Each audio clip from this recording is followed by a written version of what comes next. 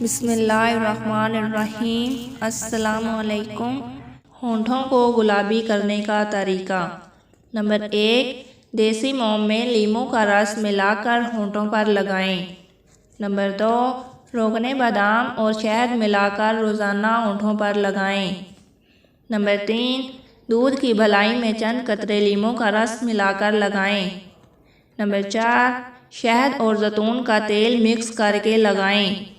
Number 5, गुलाब के अर्क में ग्लिसरीन मिलाकर दिन में 2 मरतबा लगाएं। नंबर 6, ताज़ा दूध की झाग को होंठों पर मलने से होंठ गुलाब की तरह सुर्ख हो जाएंगे।